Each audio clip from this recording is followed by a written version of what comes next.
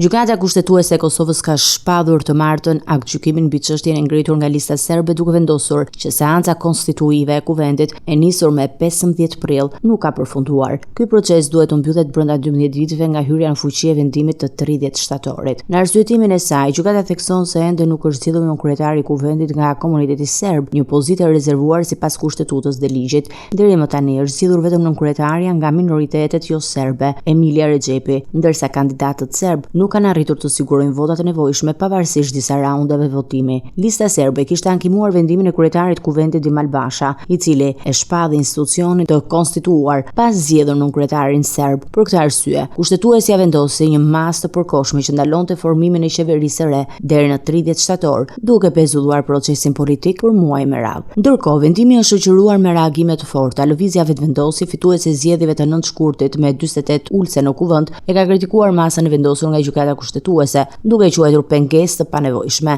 Presidentja Vjosa Osmani nga ana e saj ka paralajmëruar se bllokimi i kuvendit për shkak të moszgjedhjes së një nënkryetari nga pakicat kur kryesia ka kuorum cënon themelet e shtetit. Osmani ka theksuar se kushtetuta nuk e parashikon votimin në paketë të 2 nënkryetarëve të pakicave, siç pretendon lista serbe, dhe se rregulloria e punës së kuvendit nuk mund të mbivendoset mbi aktin themeltar të shtetit. Kosova ndodhet prej muajsh në një krizë institucionale, pasi partitë e mëdha shqiptare nuk kanë arritur marrëveshje për formimin e institucioneve të reja. Përpasoj, gjykata kushtetuese është detyruar të ndërhyjë disa herë me vendime që kanë ndaluar plotësisht procesin politik. Në zgjedhjet e fundit parlamentare, përveç vetvendosjes që doli forcë e parë, Partia Demokratike e Kosovës siguroi 24 ulse, Lidhja Demokratike 20, Lista Serbe 9 dhe koalicioni AAK-Nisma 8, ndërsa 11 mandate i takuan partive të tjera të pakicave. Faktori ndërkombëtar ka bërë thirrje të përsëritura që institucionet e Kosovës të formohen sa më parë, duke e cilësuar zvarritjen e procesit si pengesë serioze për stabilitetin politik dhe për përparimin drejt integrimit evropian.